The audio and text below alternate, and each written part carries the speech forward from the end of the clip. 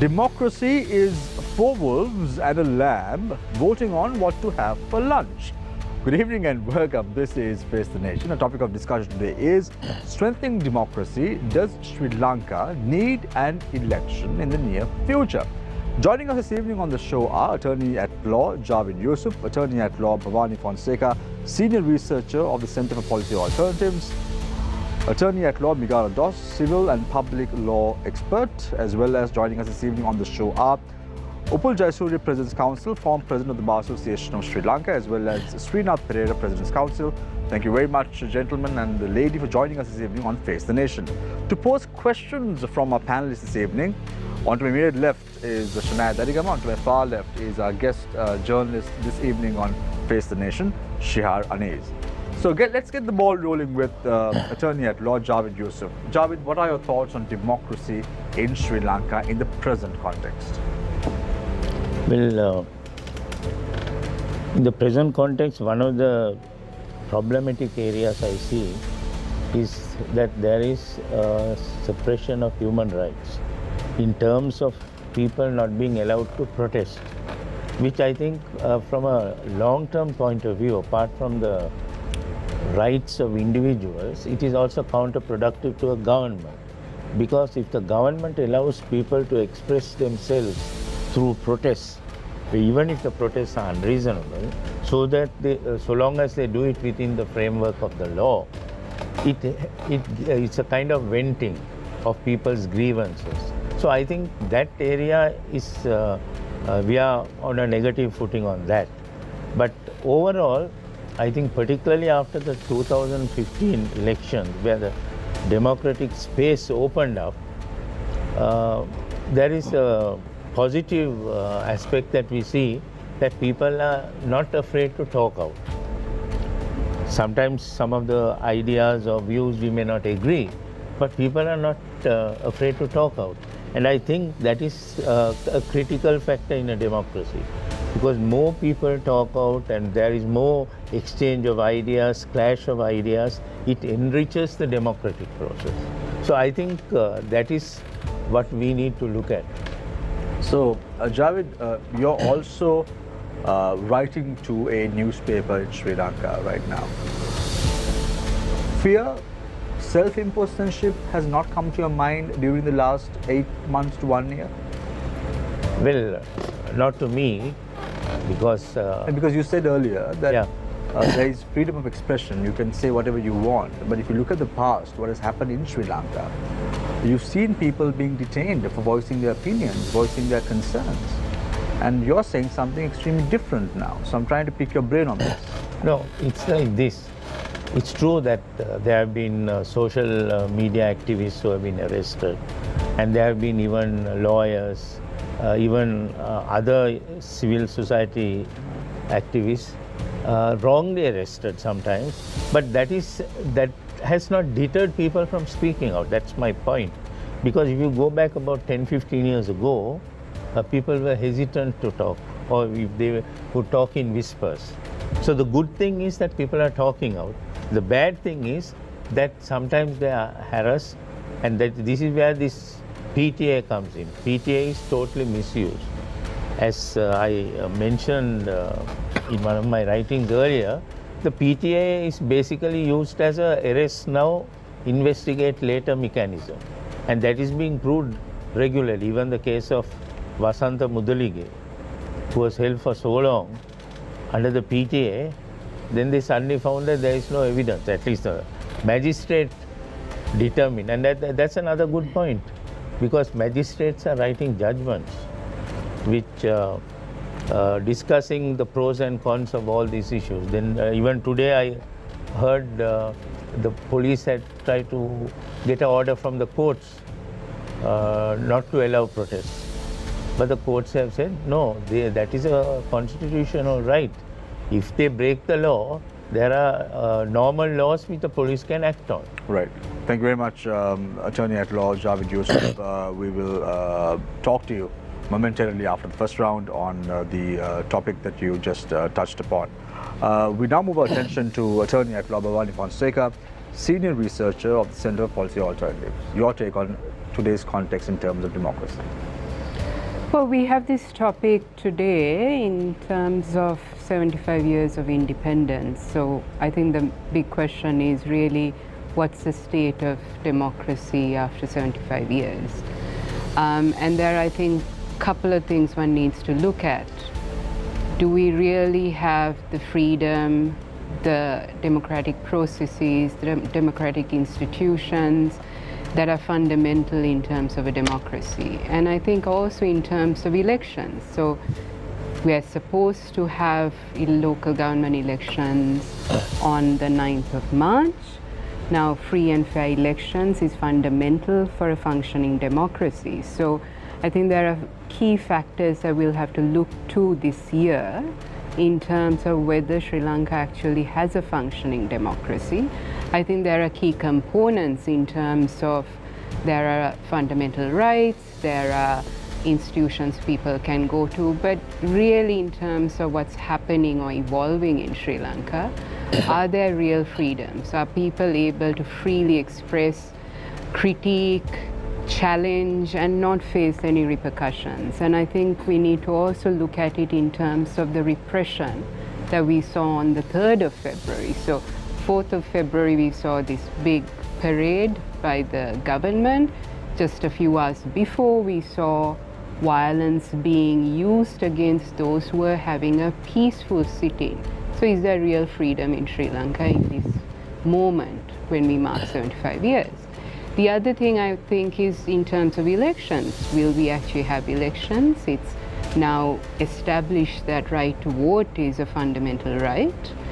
Can people actually on the 9th of March go and exercise this fundamental right? These are things to be seen. So in terms of Sri Lanka and democracy, I think there are many issues we'll have to look at.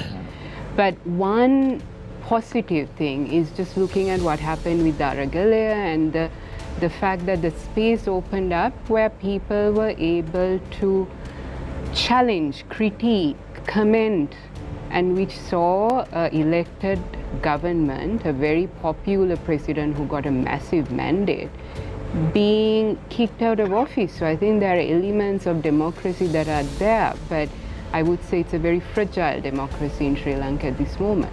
Bhavani, very quickly, your statement today, usually very positive. You always paint a good picture about Sri Lanka, and you say a lot of things with a lot of conviction. But today when you speak about the 9th of March elections, you sound very skeptic about it. Why?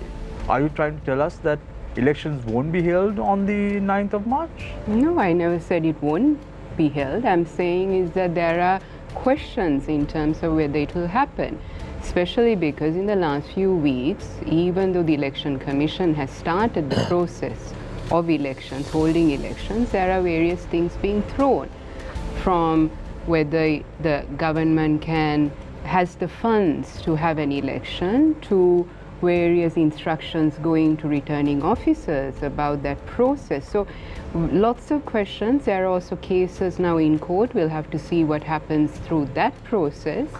But there are lots of, in just this year, in the last few weeks, we've seen various things being thrown into raising questions and raising doubts whether that election will be held. That said, one needs to recognize the Election Commission has started that process. So that, I'm being very clear, the process has commenced. What we'll have to see is what is in store in the next couple of weeks. Thank you very much, Attorney at Law Bhavani Fonseca, Senior Researcher of the Center for Policy Alternatives. We now move our attention to Attorney at Law Migara Dos. Right. Speaking of democracy, which is also the theme that we are under discussion on this day, democracy essentially means the people being represented for the power of the people being exercised by the representatives. Now, in 2020, we saw a government being elected with a 2/3 majority. And that government clearly had a mandate in 2020. But what happened thereafter? Thereafter, the people had to undergo immense economic hardships. They had to basically starve for months. They had to die in fuel queues. They had to queue up for their milk powder. They had to queue up for their gas. And even those gas exploded and people died out of that. So the misery that the people had to encounter was something that we had not seen in our lifetimes before. I think that was the reason the people began to question the mandate they gave to their rulers, this government. So as a result of that, the people started agitating. The agitation reached such a level where in April 2022, the cabinet resigned. And as we all know, on the 9th of May, the Prime Minister and a cabinet resigned. On the 9th of July, a president resigned. And now we have a new president. But the all-important question that the people have is whether this president and this government have the mandate of the people anymore. Because that mandate, by the own conduct of the government, where they resigned in large numbers on several occasions, might well now not exist. And in that context, we are experiencing governance where massive taxes are imposed on the people, where national assets, where profit-making assets of the government like the Mobitel, SLT Mobitel, Sri Lanka Insurance Corporation are said to be privatized. So these are massive decisions that the government is taking right now that will impact us and our future generations also. So the question that the people have to ask is, do you all have the mandate to take these far-reaching policy changes to our country? Right. And I think it's ideal time for the government also to have a reality check about their own mandate right now. Right. Megara, very quickly, you spoke about the mandate and you say that the present government does not have a mandate to stay on in power. However, we all know in 2019 they got a resounding victory at the elections. And now being the devil's advocate, I'm posing this question to you. Why? Because in the eyes of the government in power, they may think or they may feel that they have been elected to do a job, to do a task. Let them do their job until the tenure is over. The answer to that is, now if you look at the inaugural speech of the president he made in parliament today, his views are basically that he has a plan for this country. And he's very confident of that plan. He says only he has the solution. He portrays himself as the ultimate savior.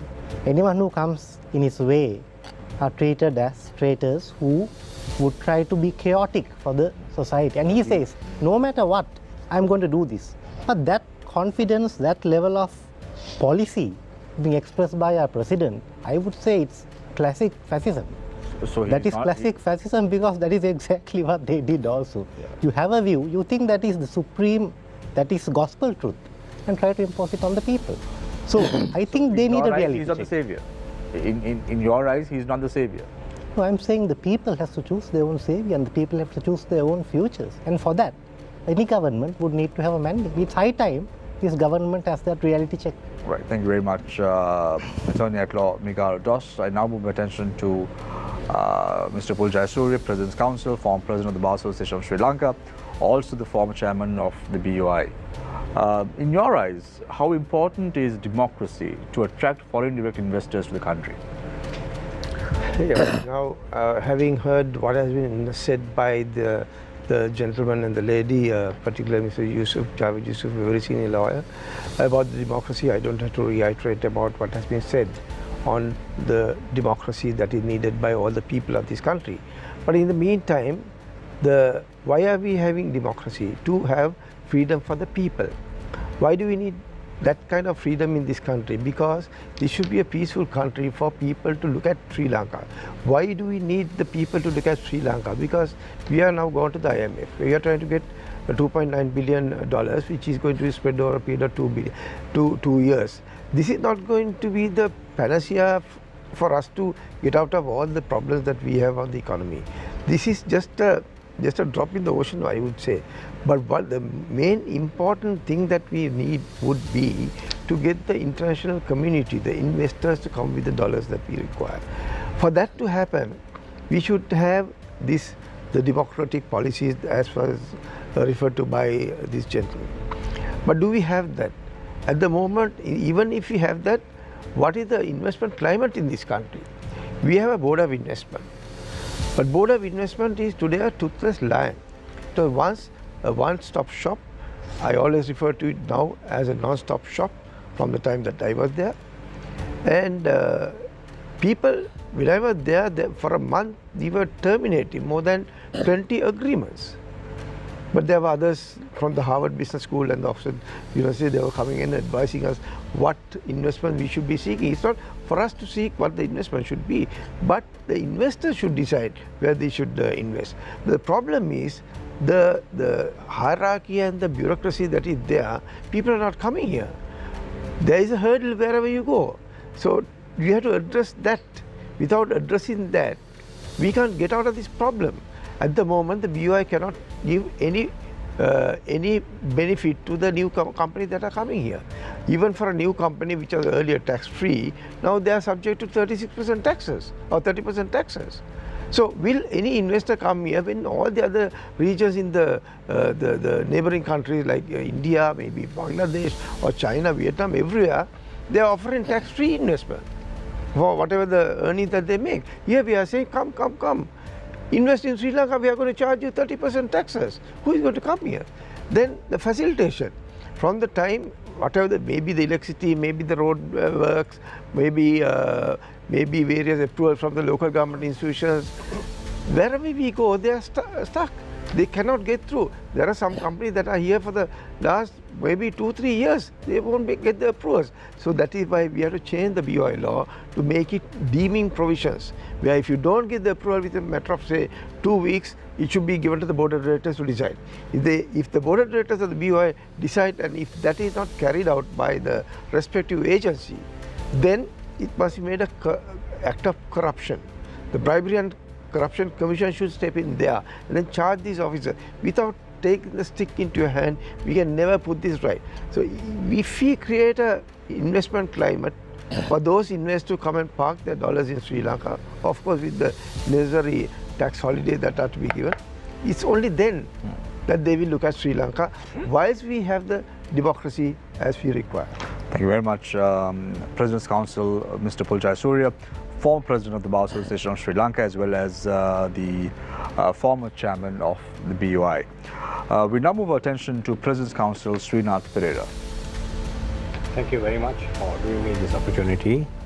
And at the outset, let me say this, that whatever views that I express are my very personal views. Having said that, we are talking of democracy. In order to avoid any misunderstanding, I do stand for freedom of expression, freedom from arrest, freedom to exercise your franchise. I do stand for that. But there are certain basic things which we seem to overlook. In this country, I can tell you, more than half the population today, I think, are starving. Millions of children go to sleep today. I'm fairly sure, confident that I'm speaking, what I'm saying is true. Go to sleep without having a fair meal. So in that context, we are talking of very high-ranking topics like freedom of expression, freedom from arrest, freedom to exercise your franchise. I'm not saying that we have to protect that. There's no question. But there are more important issues that we have to draw attention to. Preventing starvation, ensuring that there is justice to all the people, fairness. I don't think the whole thing seems to be clouded by other issues. Before all that, I think we should draw attention to these basic issues, because millions of people who don't have a voice are suffering in silence. Having said that, can you also give me a little time to talk about the elections? I think we are focusing it in relation to the local government elections just now. I find that there are 4 tiers of rulers in this country, and there's a debate whether the local government elections will be held, the democratic right for us to exercise our franchise and all that. But as I see it, if I run short of time, maybe I'll continue with it a little later. Yeah, you have a minute. Yes. As I see it, the government and the opposition parties are talking of postponing or having the elections for reasons which are very selfish. The government is thinking of postponing the elections because they know that if they face the people, they are going to come out a cropper. The opposition is striving and asking for an election because they feel that this is the time that they will be able to show their strength, thereby as a stepping stone to take over power. That seems to be the motivation. As far as I'm concerned, legally, I don't think holding the elections will help us to change the regime. At a time when people are starving, at a time when there are hundreds and thousands of people who are starving, we are talking of having a local government election which is not going to change the regime. Therefore, I think this is not the time for us to think of local government elections. One more thing I'll say, if it is a question of having a parliamentary elections, yes, even at a cost, even foregoing some of the whatever little things that we have, having a parliamentary elections might be all right, for the reason that we'll be able to change the regime. Without that, I think we are talking, I mean, we are being very, very selfish, both the government and the opposition groups. Okay, thank you very much, Srinath Pereira, President's Council. I open the floor for questions from our journalists. Onto my immediate left is Shania, and onto my far left is Shanaya, and onto my far left is Shihar. And you can pose your questions on the number 076-656-5353. The number once again, 076-656-5353. And we would love to take your questions as the show progresses tonight. Let's start off the Q&A with Shihar. Yeah, thank you, Shamir.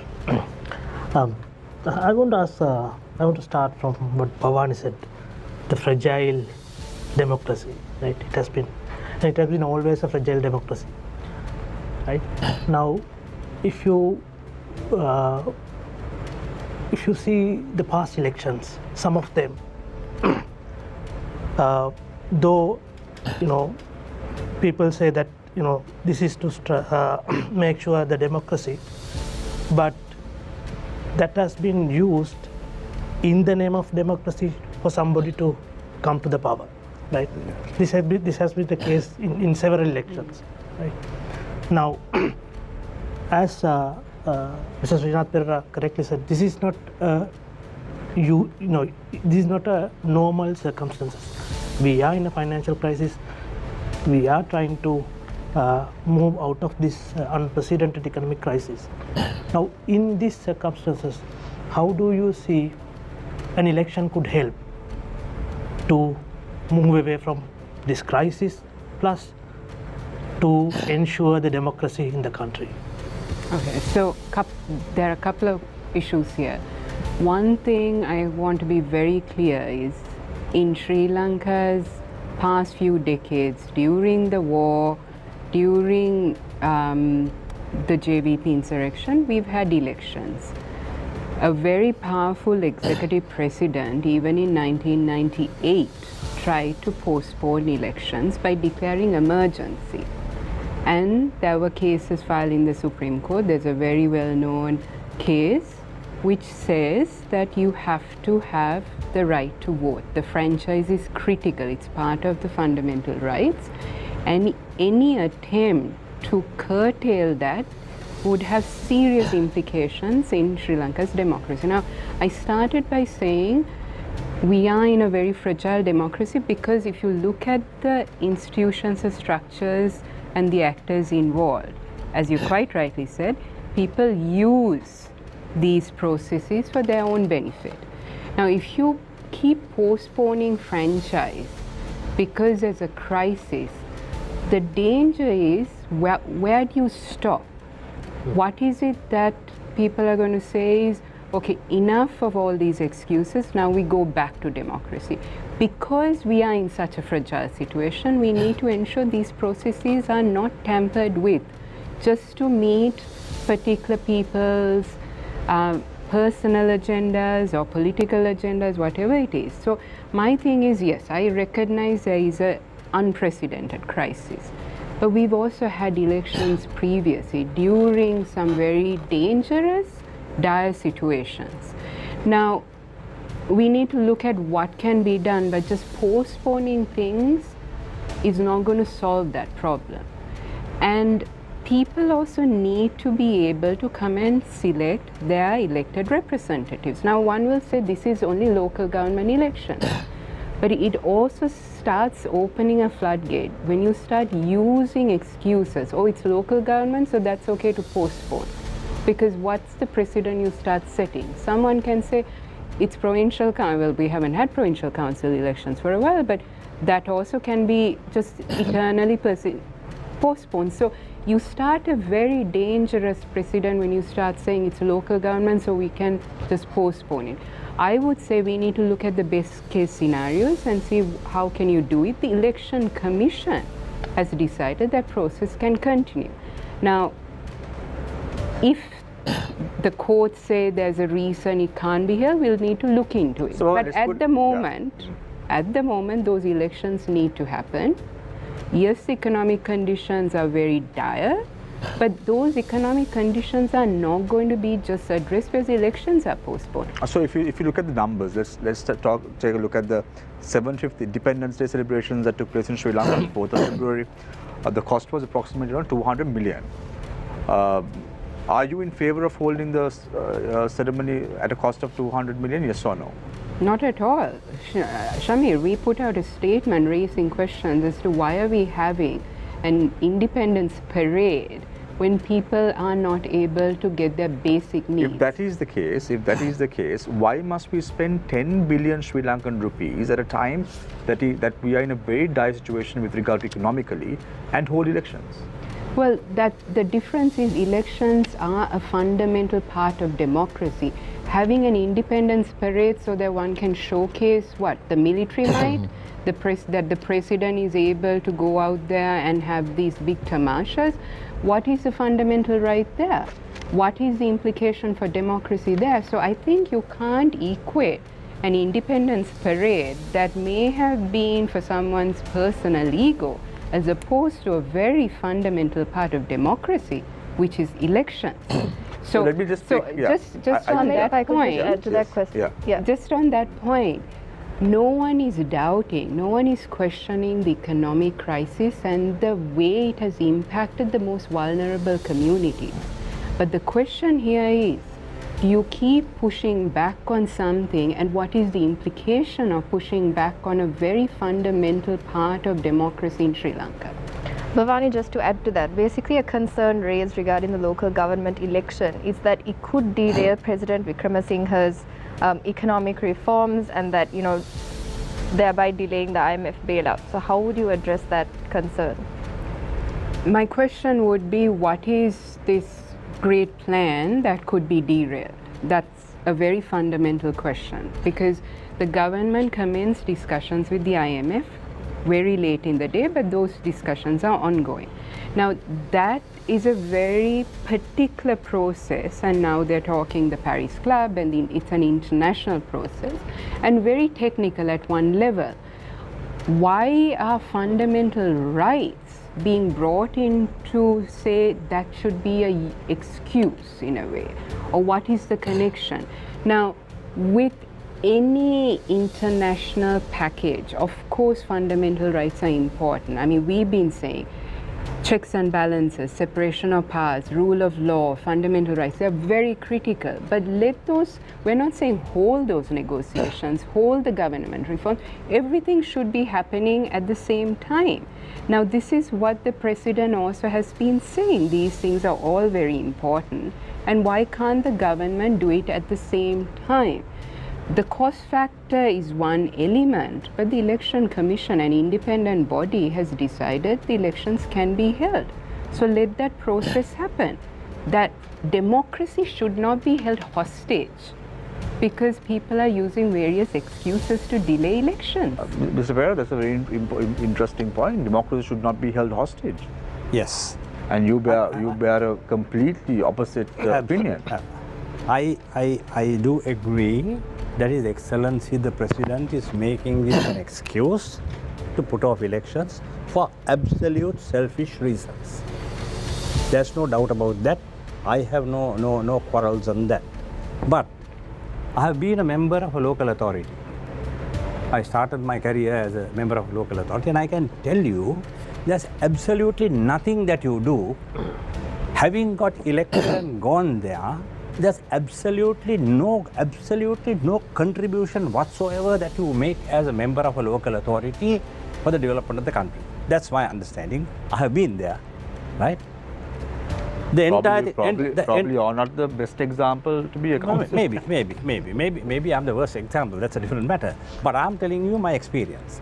The entire thing is managed by the chairman, the mayor or whoever, right? And even if you don't elect them, the local authorities will run. You don't need people's representatives to run a local authority. The administrators will run that. And if they do something wrong, I suppose it can be corrected legally by other means. What I'm trying to say is, we are talking of high democratic principles at a time when people are starving, right? When we have to address some more important issue, we are doing that. No, but let's get back to what Bhavani said. No, Bhavani said elections have been held in Sri Lanka under even dire situations, like the example, the COVID-19. No. Situation a few years ago. You'll permit me to say this. In 1988, we had the presidential election. Certain groups were agitating for holding these elections, saying we have to protect democracy, are the very people who told us that if you go to cast your vote to the polling station, we'll shoot you. What I'm trying to tell you is all these politicians are being, pardon me for using this term, bloody selfish. Right? For them, it's a question of not protecting the rights of the people or the development of the country. For them, there's only one thing and one thing only. That is, how do we make use of this situation, so this fire, to roast our own ghost, so that we can. That's also an interesting point that Mr. Pereira is trying to make. Politicians are having petty agendas in mind. And even the opposition are going for an election right now because they know that they can wield some power, and then they can show their power at least the presidential or parliamentary level, and that is why they're requesting for a local government election. Now, this is not the need of the hour. And Mr. Pereira said that he's not the right example to use as a councillor. That's a different story altogether, but let's park that aside. But what are your thoughts on this? And can I only add one thing? Now we have 8,000 members representing the local authorities, each one being paid approximately an average of 20,000 rupees. For what? For what? Answering your question. For what? This entire week we've been seeing... Can I also say this? Mr. Pereira, we'll give him an opportunity and then we'll come back. Sorry. No, you can continue. Sorry. Right. So this entire week we've been witnessing many protests by the people. The people are agitated by some of the economic reforms that are taking place in the country. For example, the excessive taxation on the masses is basically unbearable. For a person to survive with a salary of 100,000 rupees is not the same which he had enjoyed a few years back. The actual value of 100,000... a few years, a few months back. Last year. Yeah. Now the actual value has come down to 45,000 rupees. So that is the concerns of the masses. So, and with the prices going up. Exactly. With the Sri Lanka recorded the highest inflation rates, but their salaries did not increase. What had happened is their salaries are being taxed now. So those are the concerns of the people. So people have been agitating. Now my issue is, we have witnessed protests for the entire year, for the entire past year. But now, the protest movement, people's agitations also have their limitations. Now the time is ripe for the people to make a political expression of their grievance. How do we do that? The only way to do that is to politically express themselves. And the best way to do that is by voting. At which cost? At which cost? The cost of not having a government with a mandate calling the shots for our future. So what Mr. Pereira said was, Nigar, I'll just enlighten your memory a little bit so you can gather your thoughts when I pose this question to you.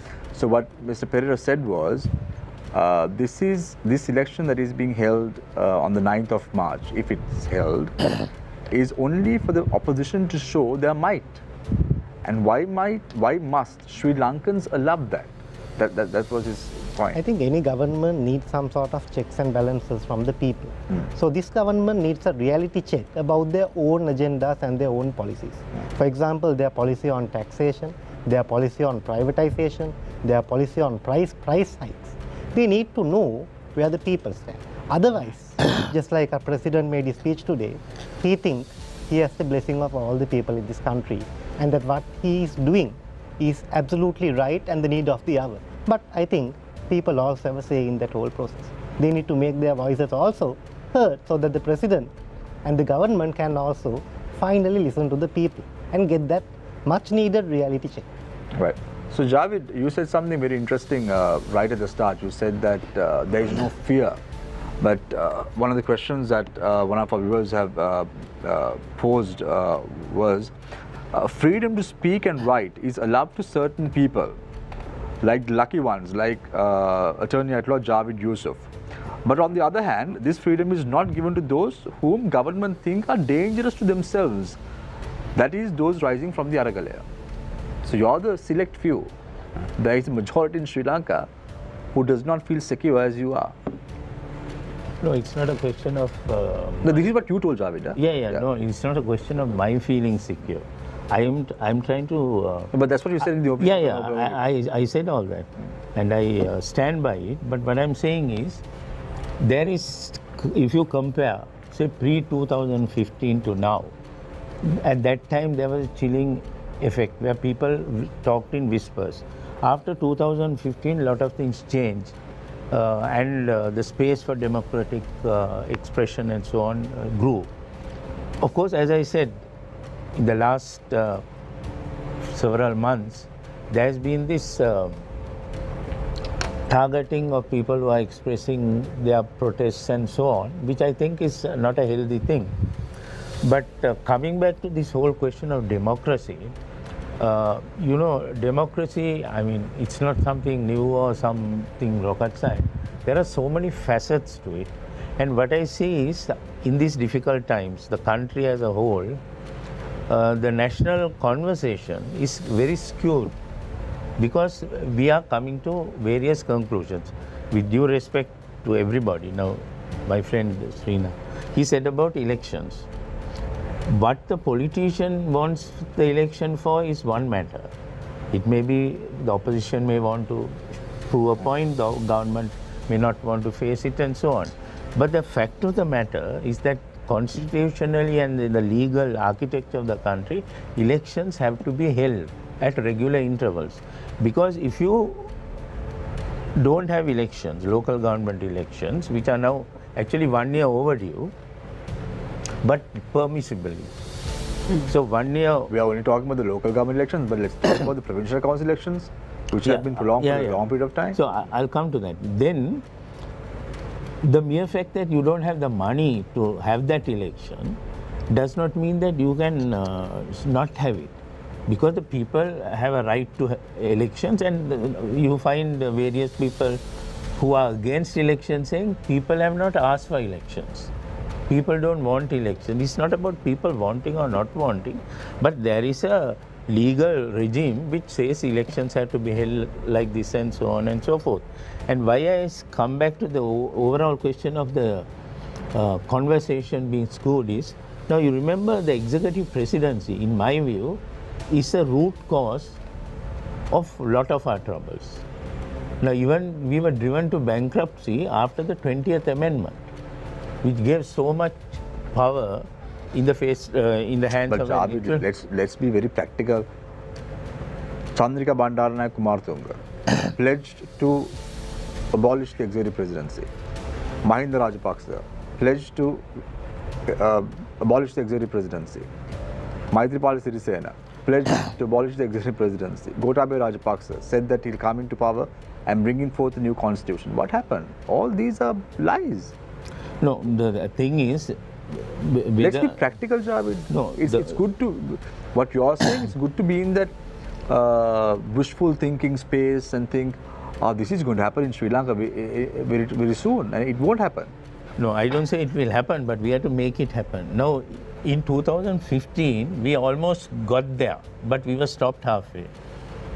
The original idea was abolition of the executive presidency, but midway through, the political machinations, if you like to call it, ended up in saying we will reduce the power of the presidency so long as we don't go to... between President Maithripala Sirisena and Prime Minister Ranil Wickremesinghe. Yeah, so don't go, so long as you don't go for a referendum. Actually, I don't know why we say this.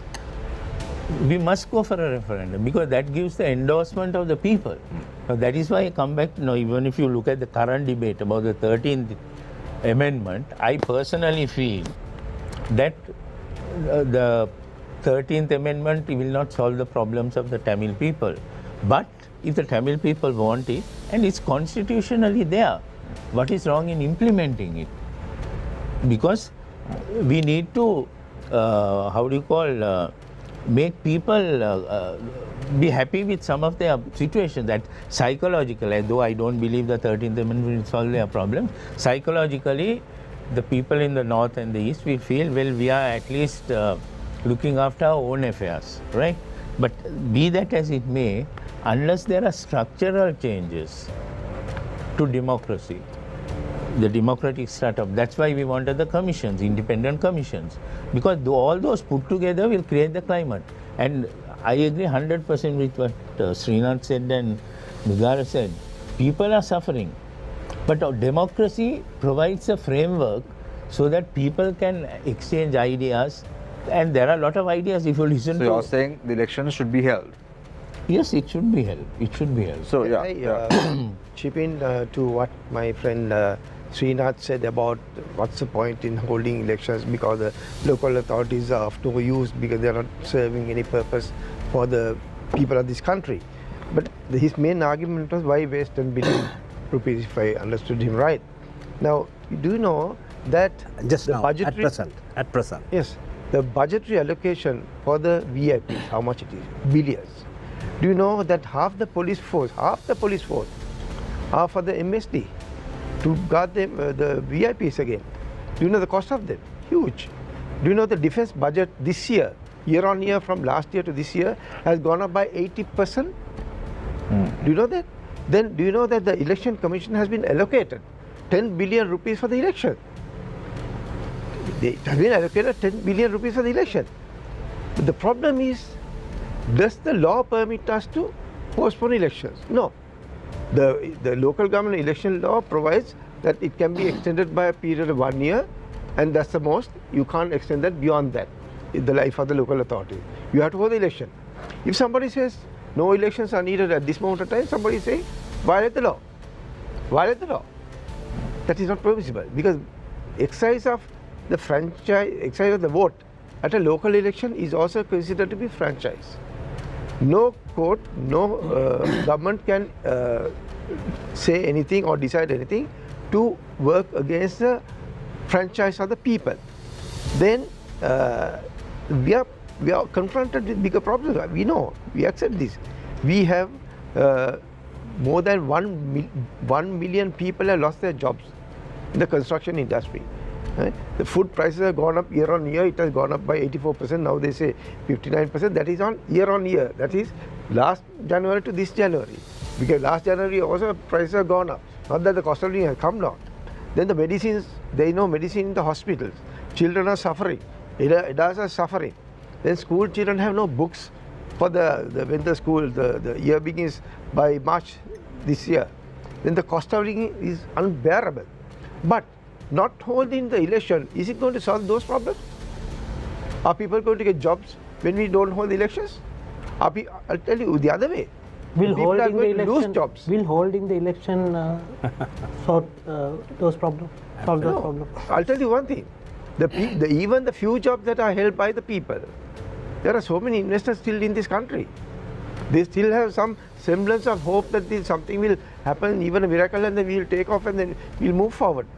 But even those people, if we take a decision violating the right of franchise of the people, then we are heading towards, as Bhavani said, towards anarchy.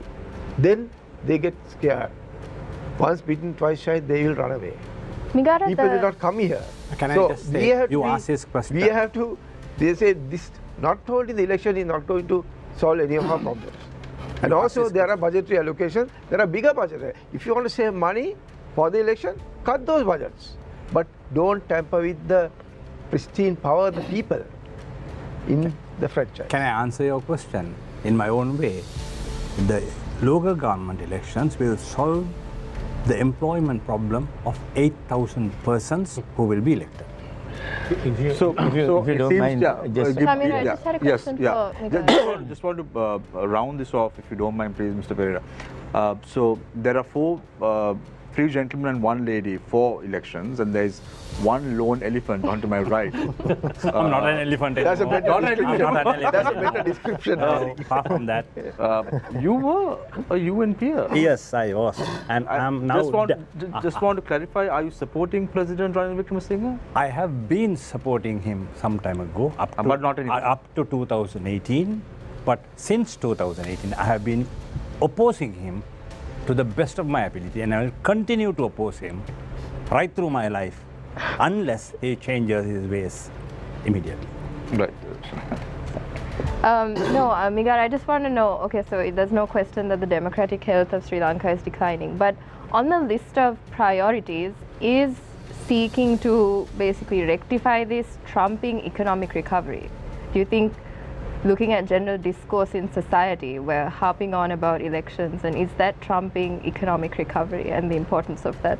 I think we are facing a crisis that we have never experienced during our lifetimes. And the issue is the current president and the government, as I said before as well, there's a question about their mandate. And they have a particular economic program which the people are also not very familiar with. But they've been adopting certain far-reaching changes for our society, for the public sector, for the ordinary man. And there are also questions about the actual, the correctness or the accuracy of the policies that are being followed. For example, I'll take one example. The Global Financial Integrity in 2008 released a report and exposed the issue of misinvoicing taking place amongst exporters. And they say it amounts to, during a period of 10 years, 40 billion rupees. One cabinet minister in parliament, Mr. Vijayadasa Rajapaksa, mentioned that this figure exceeds 50 billion rupees. And the central bank governor recently, during a AGM of the Exporters Association, raised the issue of repatriation of dollars by exporters. So these are issues where a lot of money that needs to come to our country are being flown away illegally. So there are people who have earned so much of money. But the actual policy of the present regime is to tackle the people. So my problem is that if the president and the government believes that their path is the only way, are we to believe that? Or as people, as citizens of a country, do we not have the duty, the obligation to express our political opinions? I think we come down to that. Whether we are going with a lone warrior, or are we also expressing or contributing our right of expression, our opinions? I think it comes down to that. So you're not in agreement with Javed when he says there is a democratic framework now in Sri Lanka where anyone can express any opinion and can go scot-free without a problem? I think democracy is, as it was raised before, is held hostage. For example, people who speak against the government or criticize the government are caged under the PTA. That's what happened to Asantha Mudalike, for Jinaratha, for Siridhamma Mahimi, and for several others. And also, you know, right now, people cannot go on a protest. They need to obtain a consent from the police, which they say is that people are obligated to obtain the consent of the police under Section 77 of the Police Ordinance. The Human Rights Commission said that is not so, that it is wrong. But the police still continue to do that. So I do not think that we are free. I think our rights, the expression of our rights, are continuously suppressed. So Javed, by the present government. Javed, even on the 7th of January, the government was planning to implement laws to regulate social media. So I'm trying to figure out from where you gather your thoughts in terms of the democratic framework that we have in Sri Lanka right now. Shamir, I want to correct you. I never said that people can express themselves. That's what you said right in the No, I said that, statement. but I never said they go scot-free. No, I started by saying that there is a No, but you said targeting of human rights violations. No. When you started off, you said there is a very good environment. We can write anything we want. We are not prosecuted. Now, as I said, from 2015, there has been more space. Now, particularly comparatively, that's what you're trying to say. Yeah, earlier than compared to earlier. 2009, 2010 era. And also, you can see people are willing to speak out in this sense. Now, if you look at even the Human Rights Commission and even the Election Commission, they were appointed not through the Constitutional Council process. It was from the 20th Amendment, where the President makes a direct appointment. But those individuals who are manning those are prepared to exercise independence. So my point is, now it's not that everything is hunky-dory, certainly not. Now Vasanta Mudalige and so many, a long list of people. Now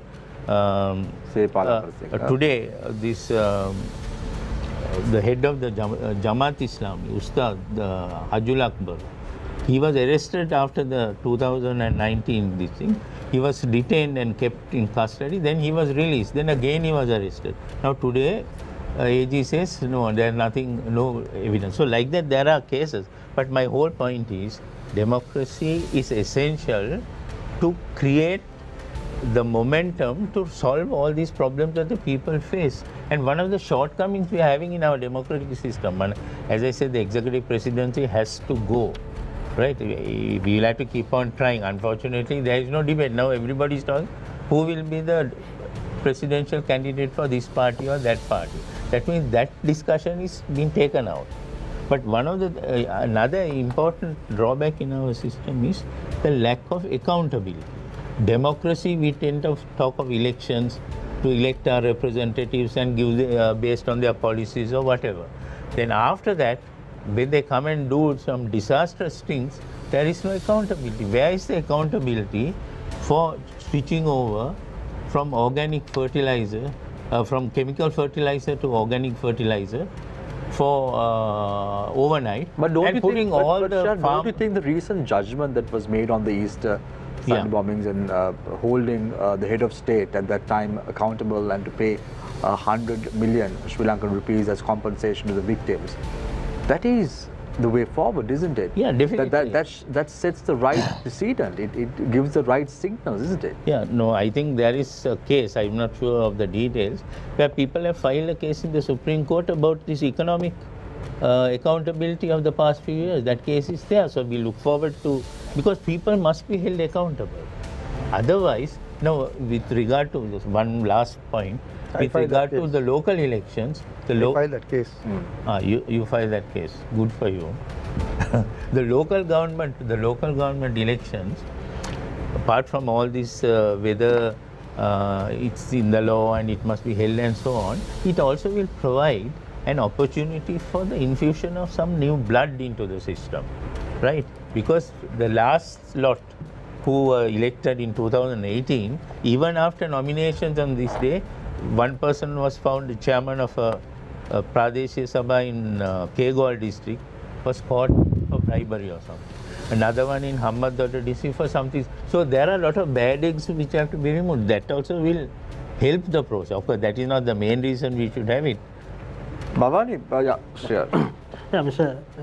Javid, just I want to ask you, like, we are talking democracy in terms of, having the elections, but do we really practice that democracy? Like, democracy is all about accountability, human rights, right? Freedom of expression, right to live. Do we have it? I mean, we are talking only about democracy during the elections, right? But after the elections, what about these topics? No, that's why it's a continuous process. From what we used to those days in the past when we were much younger, democracy was going and voting. But now thinking has evolved further that it's not a blank check. The people have to be continuously vigilant and continuously call them to account.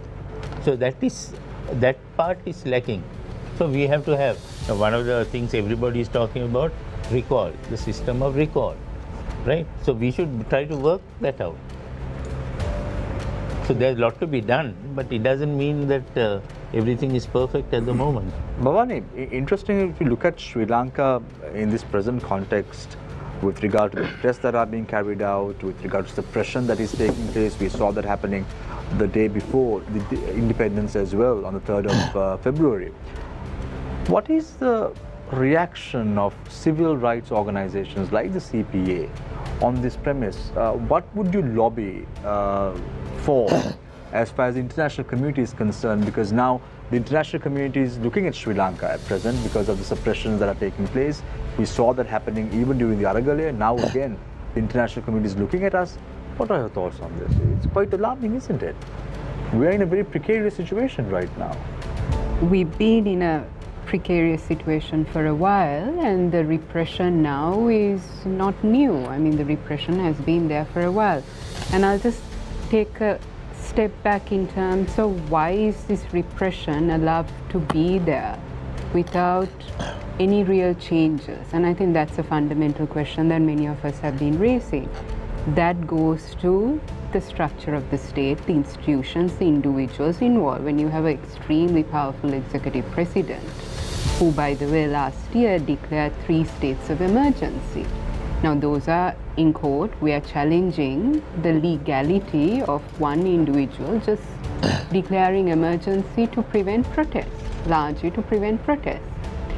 So, you know, we can talk about whether we should have elections, whether the local government, local authorities are effective, but it goes back to a fundamental question that even Javed spoke about, is we get stuck in the moment. So now, because of the crisis, everything else can be put aside. That's not going to solve the problems of this country. These problems have been there for decades. So in terms of the repression that has been there for decades, if we are going to continue to have a very strong executive who can overnight declare emergency, who can issue detention orders against protesters or any critiques, I mean, let's also take a moment to recognize that the debate around the BTA has come to the South because of the 3 arrests last year. But for decades, minorities have been targeted using the PTA, and very limited conversation, at least in the South. And those who critique, challenge were also targeted. So we have repressive laws, we have security laws that can be used by an individual with very limited checks. So the repression will continue if we don't bring in the necessary reforms. Repeal PTA. Why do we have a PSO that provides broad powers to one individual? All of these things. Strengthening Parliament. Parliament should be having a role to question, critique the executive. You can't have an executive that overnight prorogues Parliament and then the committees all need to be re-established again because he wants to make a throne speech. I mean, what kind of democracy is that when one individual holds so much power? And I go back to this whole point of holding institution processes hostage. Now, the international community can watch, monitor, commend. Sri Lanka is before the UN Human Rights Council. Recently, we had the UPR system where the government went and made various pledges. That's at the international level. But if there's no genuine steps taken in Sri Lanka, if the government and the political elite and the bureaucrats as well, to some extent, if there's no real change, if they ignore the demands of the people, we are going to be stuck in this moment. We can have various debates about democracy and nothing's going to change. So international community can put pressure, but end of the day, it's up to the Sri Lankans. So, Mr. Jayasuri, a very good point, you know, because the international community can put pressure, but again, everything has to rely on the Sri Lankan people. The citizens have to take responsibility. When it comes to investment, how does this draw a parallel? Example, we know for a fact human rights is one pillar as far as the GSP plus concessions are concerned. Right now we have made commitments to the COP summits as well with regard to climate change. What are your thoughts on this? When you say international community as referred to by Bhavani, it's not necessarily the people who, the international organizations who are upholding the human rights, but also our donor agencies. The countries who are, the democratic countries, mostly the aid or loans are expected from democratic countries except one or two. I don't want to name them. So they too will be watching them. If I may take your memory back to the 2001 situation where the government of Sri Lanka was, with the help of the international community, there was a aid group meeting that was organized. The two chairs were USA and Japan. The Tokyo Donor Conference. Tokyo Donor Conference. The two chairs, the co-chairs were USA and Japan. I think Richard Armitage was the representative from the USA. I can't remember who it was from Japan. Mr. Akashi. They pledged $1.5 billion. Right? So they too will be bothered. They too will be bothered. The IMF is also backed by USA in a big way. Don't forget to pull, at that time, Prime Minister Ranil Wickremesinghe was holding power. Yes, he was holding power and he was supported by his team of people, the UNP. But today he's in power, but he's supported by the people from another party whose political ideologies are entirely different from that of the UNP. So that's the difference. Mr. Ashray, do you think in any way that President Wickremesinghe is protecting a certain group in the SLPP, and that is why he cannot perform to the best of his ability? Let me answer this question with another question. He was elected to power by those same very rogues. Sorry for the language that I'm using. The same people who are to be probed are the very people who elected him to power. So how can he morally go behind those people and then put them behind bars? No, but I don't see anything happening. Migara said something very interesting. He said that maybe President Ranil Wickremesinghe thinks that he's a savior. And but that's a different aspect of it. Yeah, he's playing that role. With regard to the economic policy or the 13th Amendment or that, maybe some of it. In fact, the 13th Amendment, I'm in favor of what he's trying to say. But we must win the hearts of the people. That's a different matter. But something has to be done. Is he not making his voter base? Now he's expanding his voter base. Probably he thinks that come elections, presidential election in a few years from now, he probably will have a chance. Be that as it may, presidential election has to be held within another 1 year and 10 months. But his current problem is to stride over the current situation. How is he going to survive in power? You asked me the question, why is he not going behind the other people against whom there are so much of allegation? All that we need is the difference that I see in him and then the other main opposition party, the SJB. Mr. Wickremesinghe, when he was in power, the 5-year period, he set up a special committee, commercial crimes unit, and then set up another committee, even Andhra Kumar Zara, they were all there. There were so many files that were examined and then investigated. They were all there. They are still there, probably. Why is no action being taken to continue what was done? It is not done. Then, with regard to, there are bigger crimes that are. Now take for instance Air Lanka. There was one, I can name the person, Kapila Chandrasena. It was alleged by Boeing that he has been paid a bribe of $2 million. Now we heard this story about nearly maybe 2, 3, 4 years ago. Have you heard anything about him? He's leading a luxurious life in Australia. Probably the $2 million. Probably that. Then there was another person, the politician, who was said to be having $160 million in the account. Has anything been done? The private commission was directed by the President Rajapaksa, supposedly. Has anything been done? But as let's not forget, you were also hand in glove with that government at one Which point. one? The Yapalne government. I was. Yeah. I'm proud that whatever was done, it was good things. There are a lot of good things that were done during that period. Follow-ups should have been done when this Yapalne government was in power, not after. No, but don't say. I would agree with you to a certain extent. But still, at least the investigations were done. The people were taken into custody. Yeah, they were put before courts. Yeah, President Ranil Wickremesinghe on the 4th of February on his address to the nation said, every one of us should take responsibility to what has gone wrong in the country. With a different kind of a tone, I think he said that. I think all are to be blamed. I think he mainly meant the people of this country also. Yeah. The people of the country voted out the former regime, and then elected the next man because the former regime didn't catch the rogues. Because the former regime didn't catch the rogues, they brought the rogues into power. So the people have to be responsible as well. No, and I think also he said that the people voted for the wrong reasons, either to get a tender or because so that is correct. I think again, correct. if the people have to take until you set up the systems right, where having people, the law is there.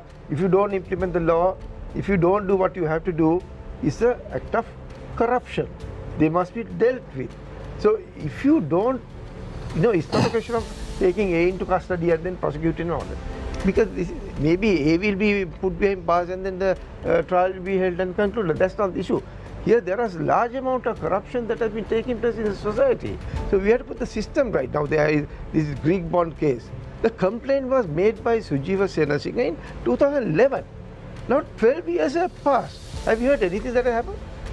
That was the sale of Greek bonds, purchasing Greek bonds at 5.5 million euros at that time. And immediately after, within 3 months, the value came down. It was there in the public domain. I mean, the central bank answered that they didn't know about it. The economy collapse went on back. Then the recent economy collapse in Sri Lanka. The second hierarchy of the central bank wanted to buy back the $500 million ISB that had been issued. Right? Because the going rate of the $500 million ISB was $200 billion. So if they went and made an effort to buy it back, they would have saved another $300 million. That's a huge amount of money. What happened was, when Mr. Cabral came into power, he made an announcement, no, we are not going to default. We are going to settle all our ISBs and all our obligations will be met. No sooner he created the stage. And someone would have got benefited out of that as well. He created the stage because probably he knew who the people who were holding the ISB. It's not a rocket science for someone to find out, investigate if they want to, as to who were holding those ISBs at that time. Just do a forensic audit and then. So like share market. So that opportunity was also deprived with the statement that he made, which I think was calculated. So now I think the Auditor General is made to look at and then assess and then file a report in court as to the losses that we have incurred by the settlement of the ISB. Then secondly, the pegging of the dollar. Pegging of the dollar resulted in a situation where we had to pump in so much of money because we were going on with the same kind of trend of imports. For instance, year on year, last year December, we have imported we have spent more dollars for the imports of the luxury goods like the apple, oranges, grapes and so on, so forth, than the corresponding month, December in the previous year. So we went on with a spending spree, because the PP Jaya Sundara gave instructions to the central bank to peg the dollar. That's what during the time of Dr. W.D. Lakshman. And Cabral continued the same. So these are the things that really resulted in a situation where we went on a nosedive. Even, I have always repeatedly said this, even split seconds before the crash land, with the pilot's skill or the divine power, if we managed to take it off, it would have been a different story today. But now it crashed. Now we are in debris. We have to, all the king's men and all horses cannot put the Humpty Dumpty again together. That's all. That's where we are. The situation is, we are having to face all these things. But we are going on there. All the other expenses in the budget, the same or even more than what we spent last year. But where is the money coming from? The people have to pay for it. Once, in one stroke of pen, we gave away all the taxes we were charging from the people, which was 600 billion rupees. We gave away like a Santa Claus. That was in 2019 January. Sorry, 2020 January. And now we have gone beyond that, much beyond that.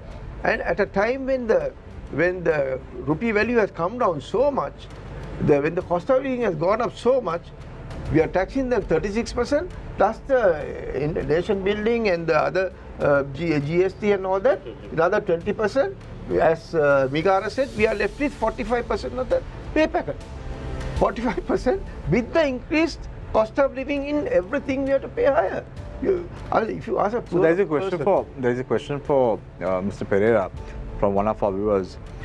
If the elections are postponed, as you say, do you think that the starvation will cease and lack of essential medicines and all the sufferings of the people will stop like magic?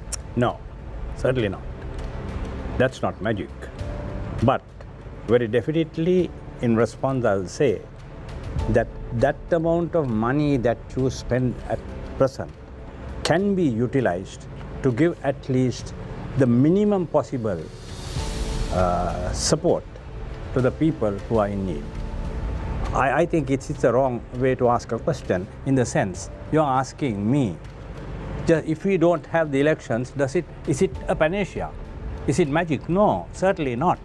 But certainly, if you don't, I'm not against elections. Elections have to be held, no doubt.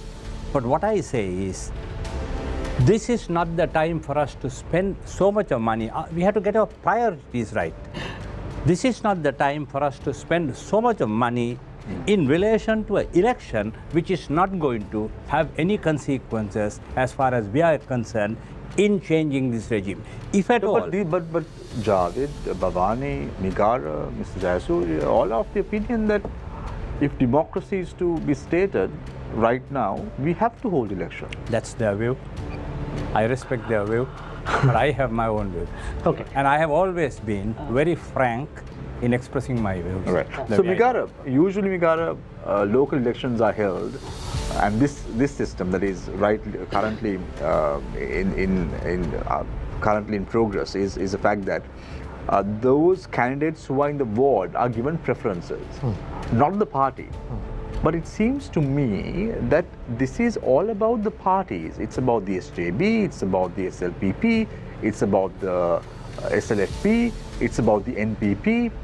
It's all about the political parties.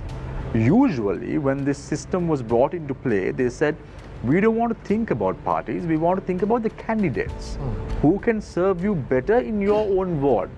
That was the thinking when this election system came into play, as far as the local government elections are concerned. But it seems that the purpose has been completely lost. I think you're right to a certain extent that the political parties are playing a more dominant role in the run-up to this election. I think one reason... Where do we hear any independent individual contesting? It's all about the political parties that are in power. I think one reason for that is because the people are desperate of political expression, and in the process, their point of expressing their political opinions have unfortunately centralized on political parties. But also I think this is a personal observation. Now, Sri Lankan political culture throughout history, since independence, we have been maintaining elites in politics. Since 1948, there were few dominant political families running the show in this country. And even after 1977, the political elite continued by way of businessmen, and subsequently with the open market going haywire, it turned out to be shady businessmen becoming the political elite. But what we saw during the Aragalia period was the people started questioning this political culture. People started questioning corruption. People started questioning the perks of VIPs. People started questioning them going in motorcades. So the existing political culture was questioned by the people. But it's happening even now, Megara. Yes, that is correct. Have you been on the roads? That is correct. That is correct. So every minister has 2 backup vehicles. Yes, yes. So I think the ministers and the government in power have not been heeding for the views of the people. So I think this gives an opportunity for the people also to set new standards of a political culture, because they've been speaking about it all this time, like never before. They've been challenging this existing political establishment. But Megara, usually in Sri Lanka, I think Shihar and Shania may agree with me, we are very forgetful. That is correct. Certain. Whatever happens, it's just like a can of soda, a bottle of soda. It pops and then it explodes, and then we forget. That's and as Sri Lankans, we are also to be blamed for what has happened in the country, as President Ranil Wickremesinghe has said. I think one issue I can agree with the President is regarding the 13th Amendment. I think you're also very correct. We have been very forgetful as people as citizens, and we've also been very insensitive as citizens. Since 1956, the brother community of this country, the Tamils, were deprived of their language rights. In 1970s, they were deprived of their educational rights through the education reforms. In 1983, their businesses were destroyed. Their lives were shattered into pieces. Still, we have been insensitive. Still, we didn't give them a political solution. 13th Amendment may be a half-baked political solution, but that is one step forward of us being citizens and being sensitive towards our brother community. So I think, yes, we are, as citizens, as a country, we have our own follies. So then, Vigara, when you see, I want to pose this question to Bhavani as well. When you all see protests taking place in Sri Lanka right now against the full implementation of the 13th Amendment, what goes on your mind? Bhavani? If it's the 13th Amendment, because we are talking about protests, we say that protests have to be held. It has to be a democracy. The democratic framework has to go through. It has to pass. But when it comes to protests of this nature, what are your thoughts? Well, I think protests on anything should happen as long as it's peaceful. It doesn't disrupt essential services and all of that. Protests are important. It's a form of people airing their views, and a democracy is where everyone, like this room, where we can have different opinions and positions, we agree to disagree. I think protests are extremely important. The fact that I think one needs to look at why are these protests happening now. The President has said full implementation of the 13th Amendment, and let's be very frank, 13th Amendment has been in our books for a few decades now. People are looking at it as if it's just happened overnight. No, this is now there for several decades. It's been in the law books, and why can't we implement what's actually in our law? The fact that Buddhist monks came out today and protested is a very public message, and one needs to question as to also the timing. The President gave a throne speech, he alluded to this issue, and then just outside you have these protests. Now, I mean, for several decades while it's been there, even when it was to be introduced, there were protests, so this is not happening in a vacuum. There is polarization on this issue, and this is why it's also very important to have these debates. One of the positive things in terms of last year was there was a greater recognition, at least in the South, there needs to be a power shared, that minority rights need to be respected. Minorities have gone through several cycles of violence. There was some recognition, not enough, but some recognition. So let's open that space and have this conversation. Probably these monks who were staging these protests probably would not have even read the 13th Amendment to the Constitution. Probably they're doing this for the sake of protesting. Is it because the popular demand of some of the people? Yeah. Because this amendment came into play after the Thimphu talks in '87, so it has been there for a long time in the Sri Lankan law books. I'll give another example, something like the 13th Amendment. Few years back, maybe 2 years back or 3 years back, there was opposition for the MCC agreement. What was MCC agreement? MCC agreement was to create an economic corridor from Colombo to Trincomalee, and then to develop and then invite the foreigners to come and invest in Sri Lanka. Right? And in the meantime, they were going to upgrade the land registries because they are in shambles. If you want to get the title search done beyond 10 years, sometimes most of the books are not available. They have to be computerized. Then the transport hub to be created. Was there going to be separate in the country or giving the land to the foreigners? No, it was not. But then it was inculcated in the minds of the people saying because you are selling the country. Yeah, if you look at Mr. Jayasuriya, such models have worked very well in other countries through the MCC program. Yes. Now what happened? Including the bar association, I'm ashamed to say that. The bar association hierarchy at that time, they went and prompted the president, said, sir, this is going to happen. No, sir, this is going to separate the country. No, that's the kind of thing that they were saying. I'm ashamed. So finally, the entire country was telling, my God, we are selling the country if you bring the MCC agreement. We lost $488 million. Then the same way, 13th Amendment. If the police powers are to be given to those people in the area, that is to be overseen and controlled by the centre. If they are overstepping, then that can be attended to by the centre. They can revoke it even at the right stage.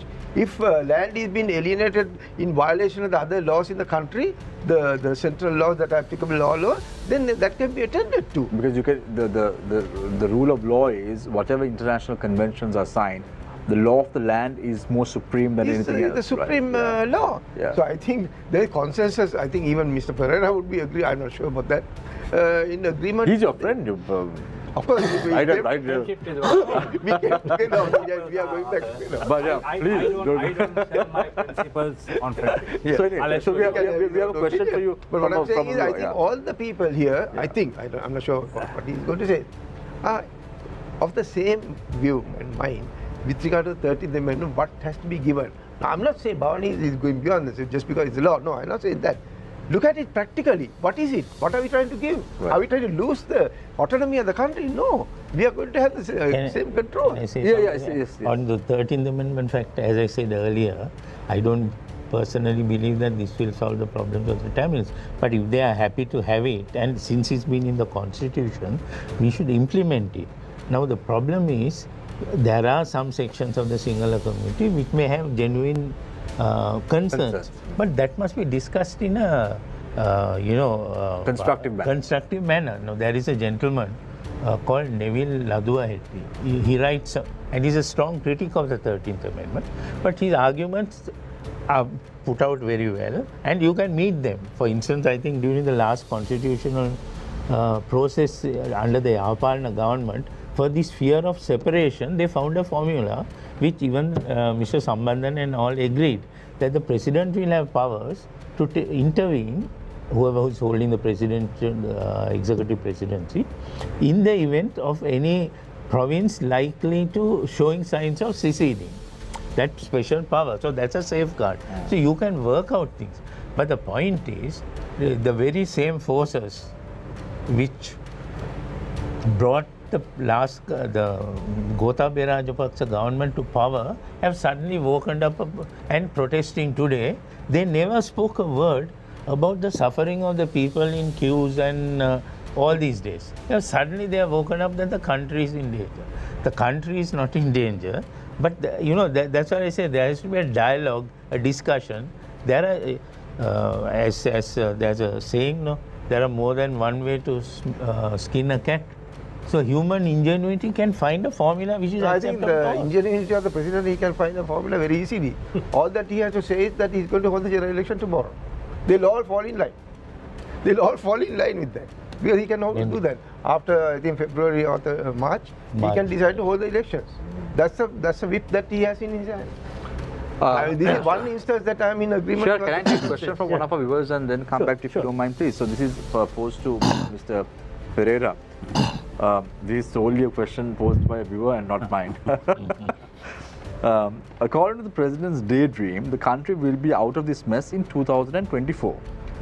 Does Mr. Pereira want to wait for elections till after 2024 in keeping with the President's wishful thinking? No, certainly not. I don't think I ever expressed a view like that. My view is we should agitate for parliamentary elections. Even, as I said, even though the people are suffering, they are starving, if whatever elections that we have is going to be fruitful, is going to bring some results, then certainly we may have to sacrifice whatever we have to achieve that. The only method by which we might be able to change this regime for the better or the worse, I don't know whether it's for the better or the worse, but the only type of election that might help us to change the regime is a parliamentary election. So, Mr. Pereira, do you believe that we have a viable opposition to act as an alternative or to be an alternative? Out of the bad lot, my answer is yes, there's one. Then there's also another group who pointed the gun at us when we wanted to go and cast our votes at an election. They said the first 5 people who come to the polling station will be shot. Those people are now fighting for the democratic right and to ensure that we are given the right to exercise our franchise. So, this hypocritism, they are being hypocrites. That's all that I can say. But the party is the JVP. Yes. Others are frightened. Don't get scared. I think Myself, Mr. Srinath Pereira to be scared? No. You mentioned the party, that is why. No, I didn't. Generally, I try not to identify individuals and parties, but that's history. It's very evident. Right. But will you give me just 2 minutes to add something to what my good friend Javid said? He said that the executive president. What Ramanayaka said was true. Javid is your friend. Mr. is your friend. Yeah, you can continue. But we have different opinions at times, at least. The executive presidency should go. I add something which is more important. I think this proportional representative system should be changed, because I said that is the root for all corruption in this country. I was having a chat with one of my friends the other day, a person who wants to contest the Colombo district elections, parliament elections. He said that to contest the elections this time, you need a minimum of 100 million rupees. Now, having been a professional, my wife is a professional, with all the effort that we have put in and what we have earned, I have been in government service, I have been in the private sector for 24 years. I don't think I have 100 million set apart for an election. If I am to contest, I'm just saying, not that I'm going to do it, you have to either resort to corrupt practices to have that sort of money, or else you must have the support of corrupt people. And with that money, with 100 million to be put aside for an election. So to put aside 100 million for an election, you should at least have 500 million worth of assets. Right. Having done that, once I go into parliament, I will be thinking of the next elections, for which I will need another 150 million. Obviously, we are breeding corruption. We are breeding corruption. This nobody seems to be raising. Yeah, sure. Yeah. So when it comes to democracy, Bhavani, you talked about international pressure. We have seen some sort of ups and downs in international pressure, where when one regime is in power, they press more, and when the another regime is in power, still the issues are the same, but the pressure differs. Do you see the same thing now? In terms of whether there's International pressure, international pressure to hold the election, right? If this has happened in the previous regime, there would have been statement after statement from embassies to rights organization. Everybody would have come up with all the statements, but we don't see that now. Well, you see statements, but I think one of the things we have to see is the process has commenced. Officially, that process is going on. I think some of us are concerned there may be setbacks in that process, but till something actually happens, you can't just come out and say we have concerns. That said, if you look at some of the statements made by the international community over the last few months, they've been critical. But you're right, I think there's a section of the international community who feels they can work with this government, they want to engage with this government. Now one can look at as to why is it that they want to engage with this government as opposed to being very critical to with the previous one. And I suspect geopolitics also playing here, those are bigger issues than what we are grappling with. So there are bigger things we need to keep in mind, but I come back to this point, international pressure is critical. But end of the day, we have to take that, move things forward. And in that, I think what happened last year is so important, that people said enough of this decay, this political, the corruption, this culture of entitlement, we need a new system. Unfortunately, that system change hasn't really materialized. So we can always say the international community needs to put more pressure, but really it comes back to us. And let me also make this point. This is not an idealistic thing, but all I'm saying is democracy is very messy. We are not going to get overnight answers just because the local authorities are not functioning the way it should be functioning, doesn't mean we should stop having elections. We have to fix the system. So, you know, I'm yet to hear from the people who are saying this is not the time for these elections to say, how do you address the system change the people have been demanding?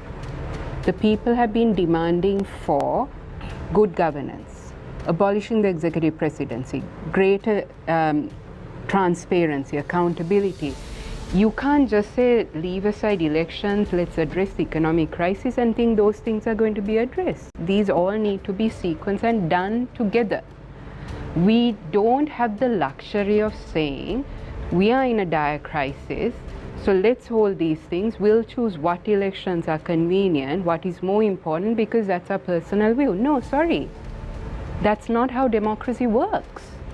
So my fear, and I disagree respectfully, is that we can't just say parliamentary elections, because parliamentary elections also need the systems have to be in place to get the right people, as you said quite rightly. The present reform, the present electoral system is going to get the same corrupt politicians back in. So just having parliamentary elections is not going to solve the problem. Where are the big reforms? Campaign finance, after a long time, something came about. So let's see how that works. We as citizens have to put so much pressure to ensure that is fully implemented. That the campaign financing, there's greater monitoring, the greater scrutiny. So we can't take this position of saying we'll choose which elections, we are critical of the system, it needs to work, we need to look to the international. So these are all excuses.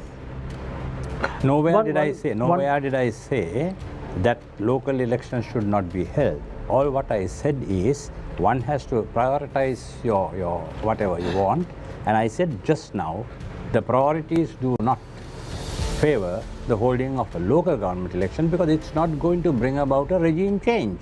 That's what I said. Whose priorities are we talking about? I think that also is a very important question. What I say is it must be something that will be fruitful. If it is an election which is going to bring about a change in the regime, yes, then it's all right sacrificing all what you have. But what I say is, spending so much of money at a time when we are suffering, when people are starving, right, to hold an election which will bring absolutely no result.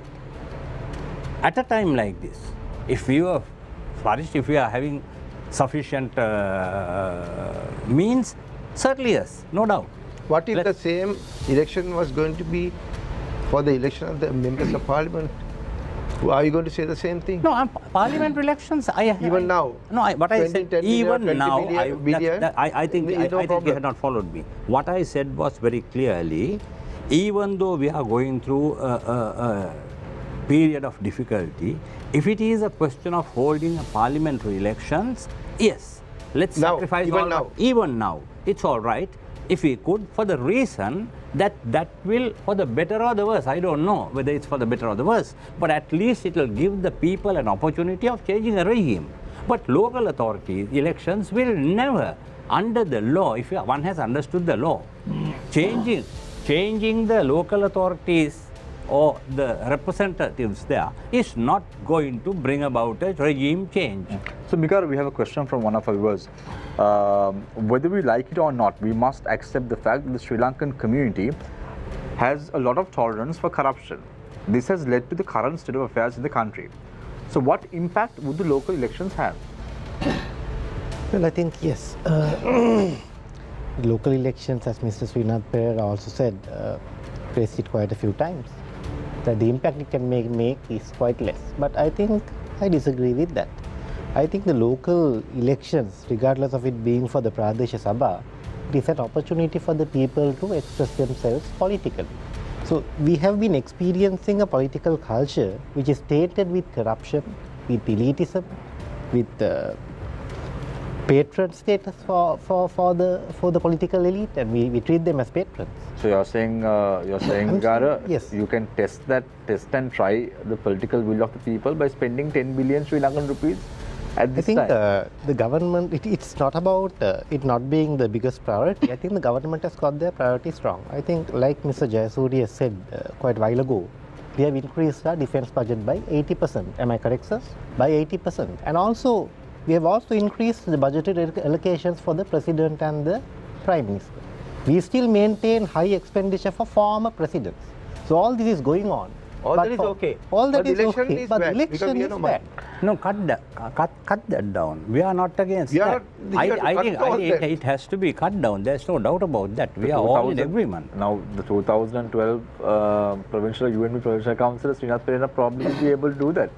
2000? No, can I tell you this? I have been a provincial council member for 10 years, and I can tell you, at the time now there's no provincial council. At the end, I was in receipt of a salary of 150,000 rupees, state money, right?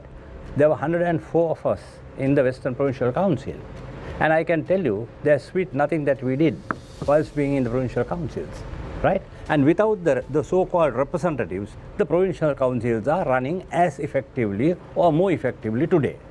Make no mistake on that. One follow-up question from what Bhavani said, maybe Javed can respond, Javed can respond about this geopolitics, right? Now Sri Lanka has become a battleground for rival powers, right? And they also have an impact on the regime, right? How does that geopolitics have an impact on the democracy? Well, geopolitics will have impact not only on democracy, even the shape of and the trajectory of even economic policies. But the skill is of a government in office is how to manage that, so that we do not become a battleground for geopolitical competitiveness. It's already become, right? It's already become. Why? That is because of the weakening of the economy. Otherwise, we could hold our heads high and we set the agenda. But now you find, because we are dependent on other geopolitical actors, we allow them to a great extent to set the agenda. So that is why the economy has to be strong.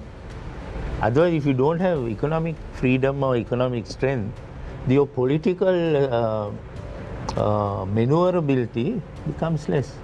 I mean, that is very obvious. The current situation is a good example of that. And it's weakening day by day, right?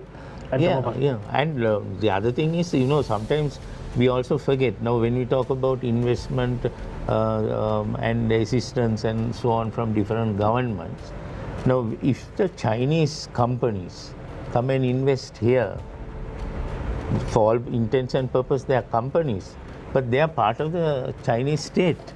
Unlike, say, India or the West or something, the private companies are private by themselves. So there are so many. But Javed, that has been the case right throughout. No, when it's a Chinese company that comes and establishes operations in any country, it's more or less the state that is getting involved. Yeah, always.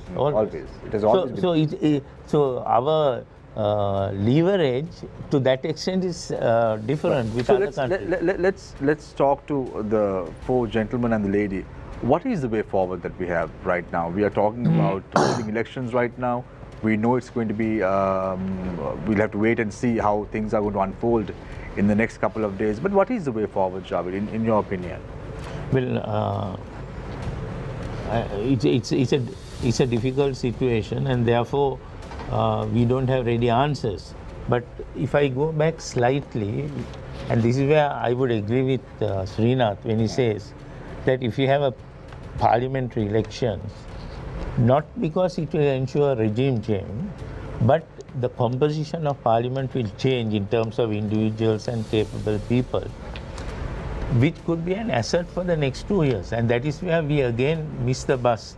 As soon as President Gotabaya Rajapaksa stepped down, the call in the country was to have a multi-party interim government with a stated program of work, where everybody would share the burden and put our heads together and then arrive at some interim milestones.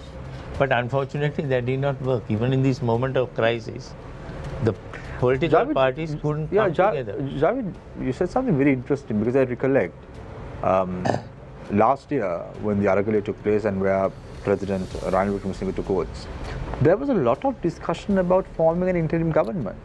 They will sit in for a certain amount of time and then they will dissolve parliament and go for an election and seek the mandate of the people. But that didn't happen. That didn't happen.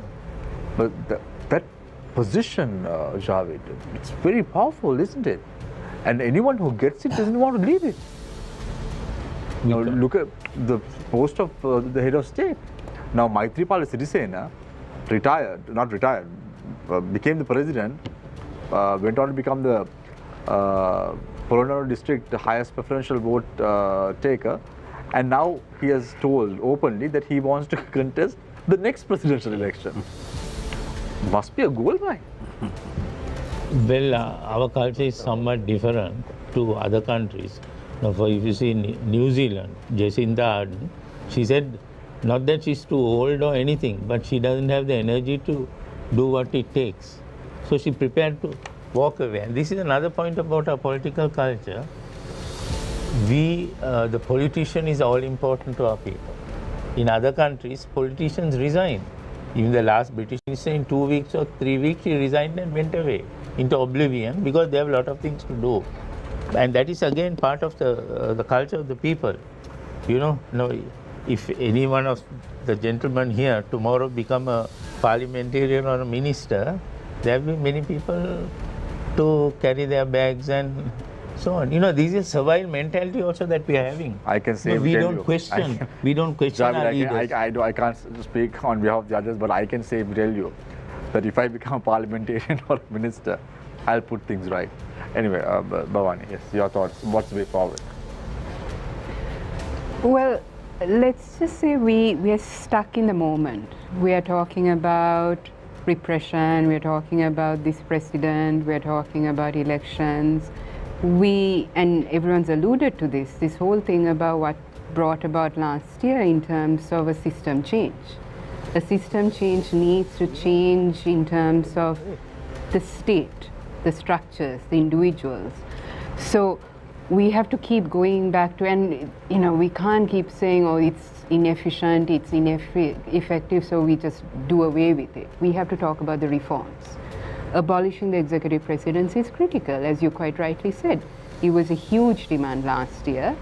We instead have a 21st Amendment that continues to keep the executive presidency. Yes. So, and it's upon the citizens to keep pushing this. It's upon media, civil society, professional groups to keep reminding these are critical, not because it's convenient for one political party or a politician, but it's essential for democracy that we don't have power centered in one individual or one institution. So we have to go back to reforms in terms of what is critical for Sri Lanka. Keep pushing those debates, because those debates kept getting swept away to meet particular needs as a distraction. So again, we talk about what is important for a citizen. It's respect, it's equality, it's ensuring services are provided, it's all of it. We can't choose what is good for the time and forget the others. Long-term goals, we can't just think of what's going to happen in March and forget it, or what's going to happen next year because there's a presidential election. So long-term goals, having those difficult conversations, but end of the day, I want to end with a positive note, is that what we saw last year opened up spaces, re-energized the citizen. Even many who are complacent realize change is possible. Change is difficult but possible. I think we all need to push that, keeping in mind the economic situation is going to get much worse. We are likely to see much more upheaval. Don't ask me what nature it is, I don't know, but it's likely to happen.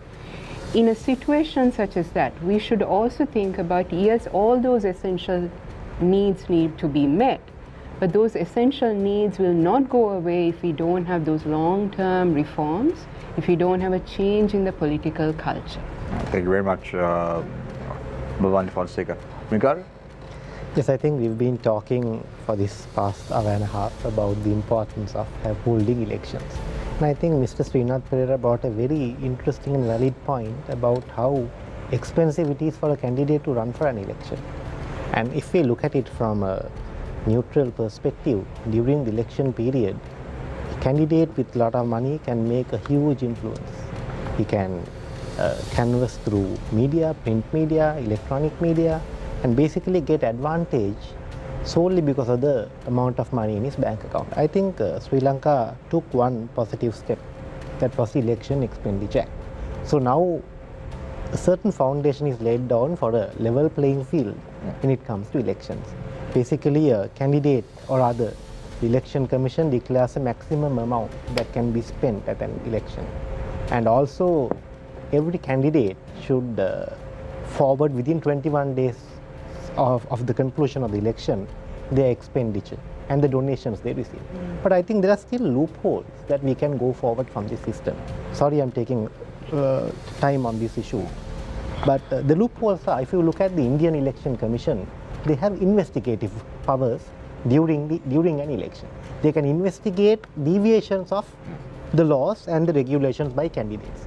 They can also make determinations while an election is going on.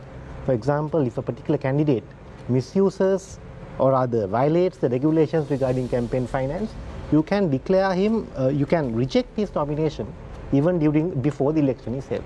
So I think we need to give the way forward for the conduct of fair, and we talked about the fragility of the people. To address all that, we can have level playing field in holding elections. One would be to sharpen the teeth of the election commission. And also about the way forward, I think people are now getting ready to make a political expression of all their grievances and what happened to them right throughout these 2-3 years. I think one major issue is suppression of people's rights. Yeah, so Bigara, let's say there is an election on the 9th of March. Which party will reign supreme? That's up to the people. I don't think this is the appropriate forum for me to make a judgment or a call on that. I think the ball is passed to the people. I think we've rejected a particular culture of politics. We've rejected suppression of our rights.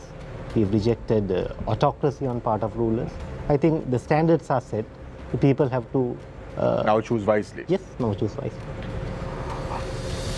That's it. Well, I think as at the moment, the expenditure that is being incurred by the individual candidates, yes, there is some law that is in place. But in the meantime, the powers of the Election Commission, I do not think at the moment the government or the government hierarchy is giving the credence that it deserves, particularly in point of view of the fact that there was a cabinet decision that has been supposed to have been taken recently, and then which decision was conveyed by the Secretary of Ministry of Public Administration to the divisional secretaries not to accept the deposits for the election. Now this is a huge step, and that was not even directed at the Election Commission. That was directed to the returning officers of the divisional secretaries. It was named as divisional secretaries. Now, few hours later, he withdrew that letter. But in the meantime, up to this moment, the decision of the cabinet that was taken to stop the divisional secretaries from accepting the deposits is in place. So there have been so many. It is not for us to decide whether it should be held or not, but in all probability it should be held. It ought to be held. But in the meantime, there is a likelihood, there is an imminent danger of the elections not being held. So then, I think there are several applications that are before court that their rights will be violated in the event such elections are postponed. So this is a matter of concern. There are judgments that have been delivered so far. Even the use of the vote at the local election is a use of franchise. I do not think that any court will hold that the exercise of franchise at the local election can be permitted, because it is now held. It is by law, the gazettes have been issued, all the steps have been taken, the process has now begun. But we can see the police department now is quoting the expenses even double more than what it deserves, or more than the actual expenses. That's what I saw in Sunday Times front page headlines. the other day. So these are efforts that have been, pressure that has been applied through different departments of the government to discourage the holding of the election, which I don't think is the right thing to do at this moment of time. But once the election commission has taken the decision, the election commission is constituted by the Constitutional Council, and it's a democratic process. They have taken the decision. Now, nominations have been accepted. You can't put, in other words, leg brakes and then try to topple the election process, which I see happening, which is not the welcome thing to happen, because right at the moment we are also, even take the UN the resolutions that are there, which are in the corner, which are simmering. So they too will be all watching this situation. So every institution, every international organization, the governments, foreign governments, as I said earlier, the donor agencies, they'll all be watching. Are we going to follow suit?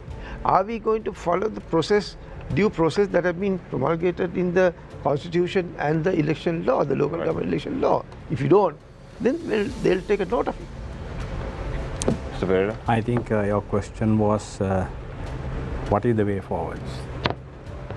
What I'm going to say might be wishful thinking. Just like what the President is saying. I don't know.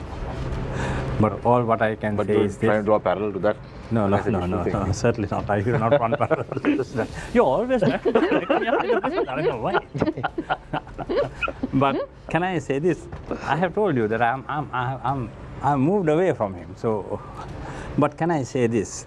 As I see, the way forwards would be, I say it might be wishful thinking, for honest, honorable, committed people, people who put the country and the people who are suffering as the top priority, not their self-motivated benefits, should get together, try to educate the people of the wrongs that have been done right through, and maybe long term, to see whether we can bring about a regime change, a group of people who would come into governance, who would be more concerned about the country and putting things right.